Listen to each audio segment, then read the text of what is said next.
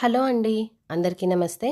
ఈరోజు నేను దేవీ నవరాత్రులు చేసుకునే ప్రసాదాలలో 5, 6, 7, 8 రోజు చేసుకునే ప్రసాదాలు అంటే చక్కెర పొంగలి, దద్దోజనం, రవ్వ కేసరి, అల్లం పులిహోర ఈజీ మెథడ్‌లో ఎటువంటి హడావిడి లేకుండా సింపుల్ స్టెప్స్ ఫాలో అయ్యి ఎలా చేసుకోవాలో చూపిస్తాను.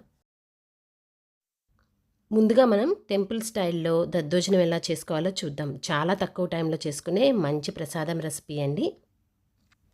ముందుగా ఇలా కుక్కర్‌లోకి రైస్ తీసుకోవాలండి. నేను మీకు చూపిస్తున్న గ్లాస్ తోటే నేను ఈరోజు మీకు మెజర్‌మెంట్స్ అన్నీ చెప్తాననమాట. సో, నేను ఇక్కడ ఎగ్జాక్ట్‌గా ఒక గ్లాస్ రైస్ తీసుకున్నాను. ఇది 2, 3 సార్లు నీట్‌గా వాష్ చేసుకున్న తర్వాత ఒక గ్లాస్ రైస్‌కి మనము దగ్గర దగ్గర 2.5 గ్లాసుల నీళ్ళన్నవి పోసుకుంటాం. దద్దోజనం అన్నది కొంచెము మెత్తగా ఉంటేనే బావుంటుందండి. మీకు కొంచెం పొలుకులుగా కావాలి అనుకుంటే మీరు 2 గ్లాసెసే పోసుకోవచ్చు. ఇది ఇప్పుడు దగ్గర దగ్గర మనకి 3 విజిల్స్ వచ్చేంత వరకు మీడియం ఫ్లేమ్ పైన ఉడకపెట్టుకోవాలి.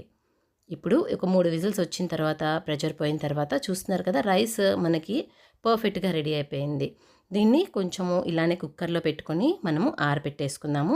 ఇది ఆరేలోగా మనము దద్దోజనంకి తాలింపు అన్నది రెడీ చేసుకుందాం. ముందుగా స్టవ్ పైన ఇలా ప్యాన్ పెట్టుకొని ఒక 2-3 టేబుల్ స్పూన్ల నూనె వేసుకోవాలి. నూనె అన్నది ఇలా బాగా కాగిన తర్వాత దీంట్లోకి మనం రెగ్యులర్‌గా వాడే పోపు దినుసులండి. ఆవాలు, శనగపప్పు, మినప్పప్పు, జీలకర్ర, కొంచెం నల్ల మిరియాలన్నమాట. నల్ల మిరియాలు దద్దోజనంలో చాలా మంచి టేస్ట్ ఉంటుందండి. మీరు కావాలంటే దంచి కూడా వేసుకోవచ్చు. లేదంటే డైరెక్ట్ ఇలా కూడా వేసుకోవచ్చు.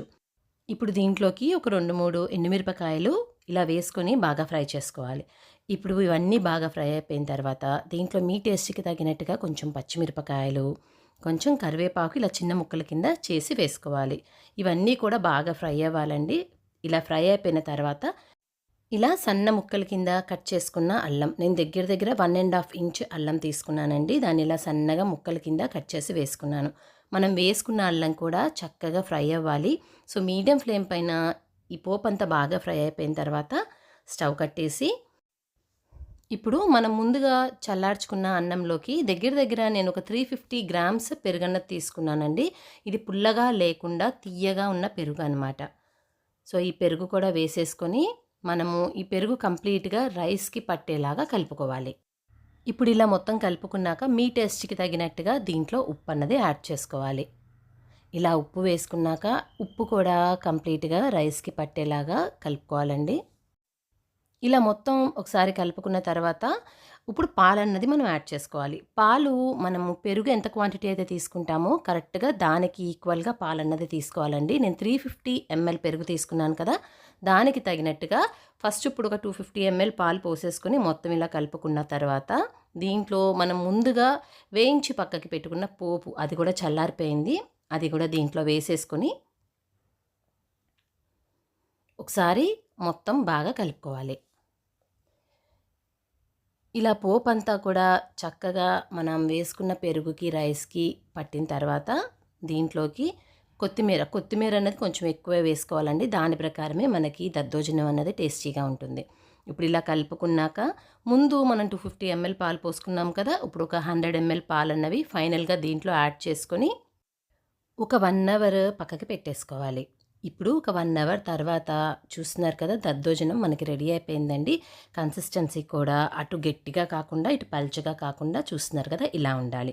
ఇప్పుడు దీంట్లో మీకు కావాలి అనుకుంటే ఇలా వేయించుకున్న జీడిపప్పు వేసుకోవచ్చు. లేదు అనుకుంటే దానిమ్మ గింజలు వేసుకొని సర్వ్ చేసుకున్న చాలా టేస్టీగా ఉంటుంది. చూసారు కదా ఎంత ఈజీగా టెంపుల్ స్టైల్‌లో దద్దోజనం చేసుకోవచ్చో. ఇప్పుడు మనం టెంపుల్ స్టైల్‌లో రవ్వ కేసరి ఎలా చేసుకోవచ్చో చూద్దాం. ముందుగా స్టవ్ ఆన్ చేసి ఒక ప్యాన్ పెట్టుకోండి.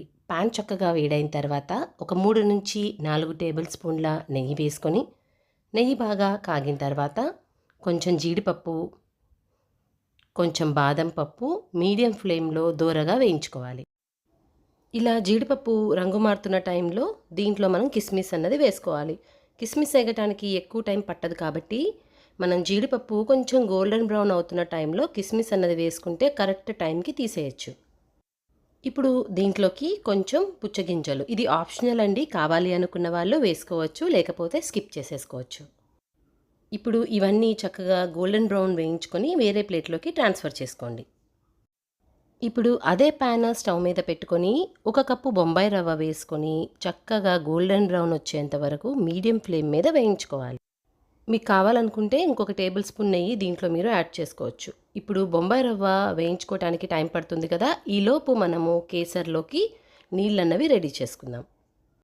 స్టవ్ పైన ఒక గిన్నె పెట్టుకొని మనం బొంబాయి రవ్వ ఏ కప్పుతో అయితే కొలిచామో అదే కప్పుతో 4 కప్పుల నీళ్లు, అంటే 1 కప్పు బొంబాయి రవ్వకి 4 కప్పుల నీళ్ళు అనమాట. మీరు ఎక్కువ క్వాంటిటీతో చేసుకోవాలనుకున్న ఇదే కొలత అన్నది మీరు ఫాలో అయితే సరిపోతుంది.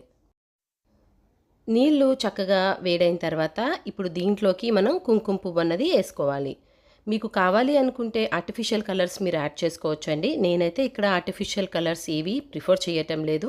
ఈ కుంకుమ పువ్వు రంగు ఏదైతే ఉందో అదే కేసరికి కరెక్ట్గా నాకైతే సరిపోతుంది.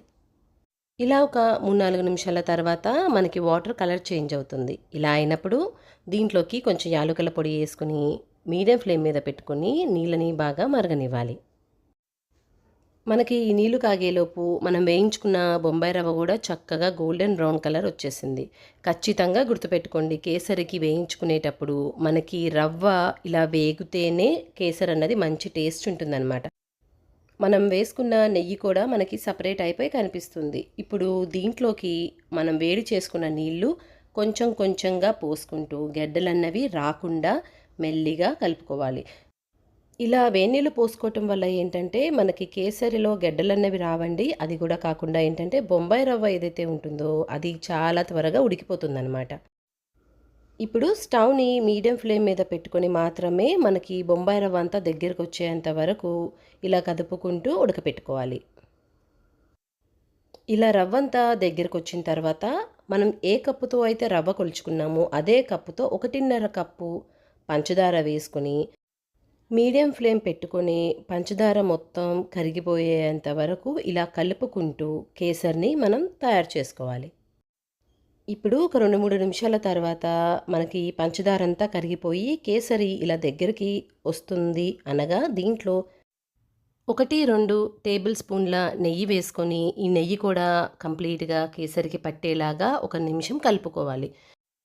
మనం ఎప్పుడు కేసరి చేసుకున్నా కేసరి మనం తినే వరకు పల్చగా ఉండాలంటే ఇప్పుడు చూస్తున్నారు కదా, ఈ కన్సిస్టెన్సీ ఉన్నప్పుడు దీంట్లో మనం డ్రై ఫ్రూట్స్ అన్నవి వేసుకుని మొత్తం చక్కగా ఒకసారి కలుపుకొని స్టవ్ కట్టేసి పక్కకి పెట్టుకుంటే ఎంతో టేస్టీ అయిన మన రవ్వ కేసరి రెడీ.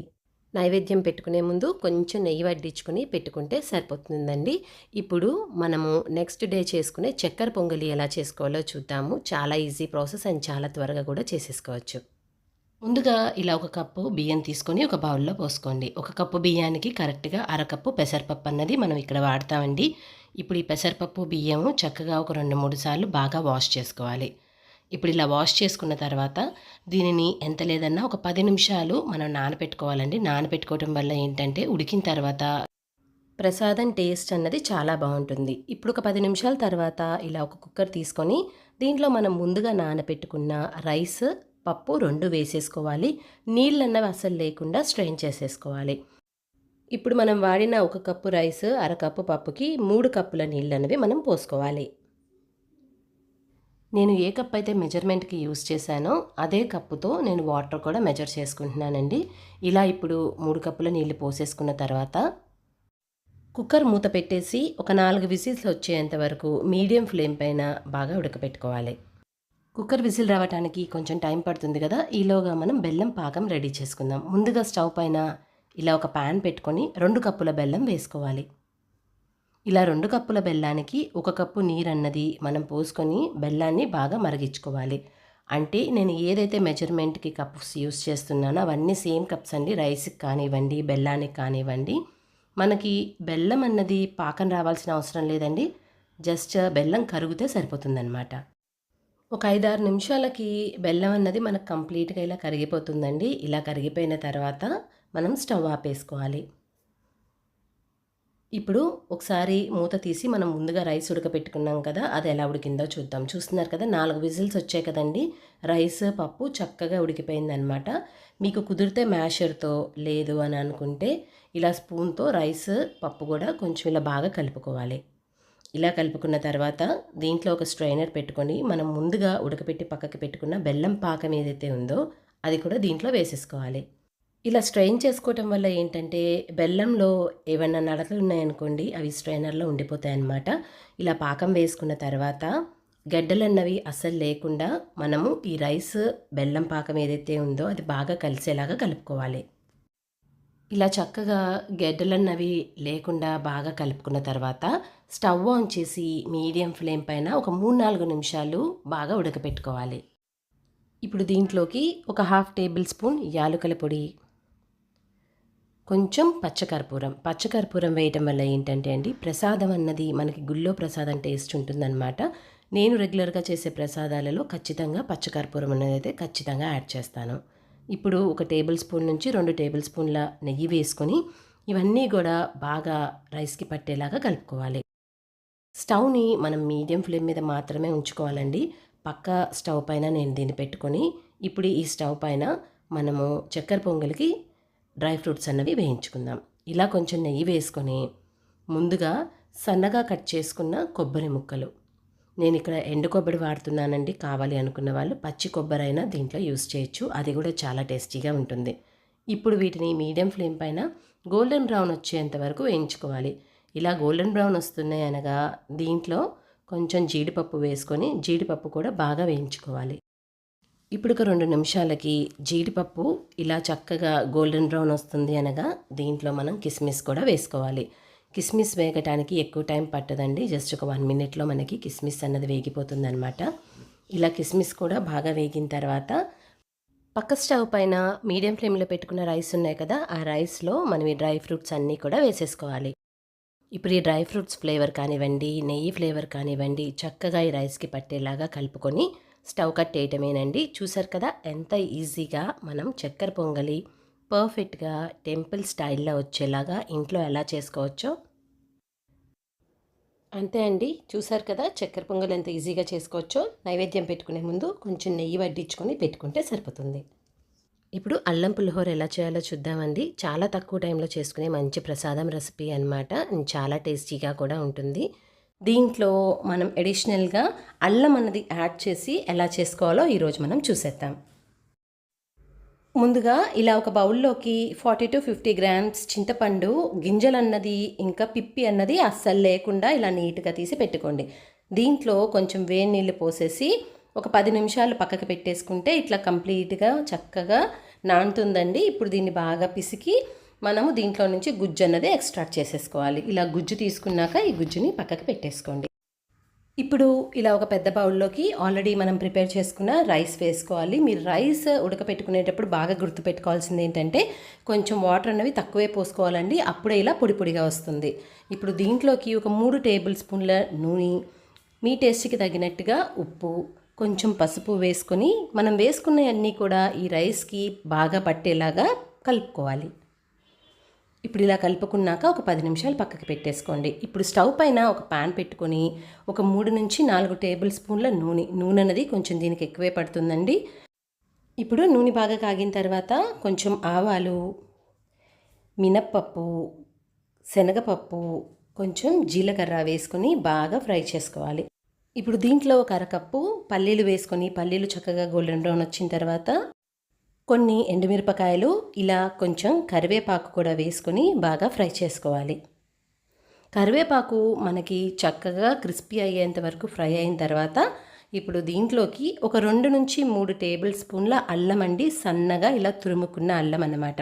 ఇది వేయటం వల్ల పులిహోరకి చాలా మంచి ఫ్లేవర్ అన్నది ఉంటుంది. ఒకసారి ఇలా ట్రై చేసి చూడండి. ఇప్పుడు అల్లం పచ్చివాసన పోయేంత వరకు కూడా ఇలా మీడియం ఫ్లేమ్ పైన బాగా వేయించుకొని మీ టేస్ట్కి తగినట్టుగా పచ్చిమిరపకాయలు కూడా పచ్చివాసన పోయేంత వరకు వేయించుకోవాలి. ఇప్పుడు పోపు దినుసులన్నీ కూడా ఇలా చక్కగా ఫ్రై అయిపోయిన తర్వాత ముందుగా మనం గుజ్జు తీసి పక్కకి పెట్టుకున్న చింతపండు గుజ్జు కూడా వేసేసుకొని ఒకసారి మొత్తం కలుపుకొని ఒక 2-3 నిమిషాలండి, అంటే మనకి చింతపండు అన్నది బాగా ఉడకాలి, మనకి ఆయిల్ అన్నది కంప్లీట్గా సపరేట్ అయిపోతుందన్నమాట.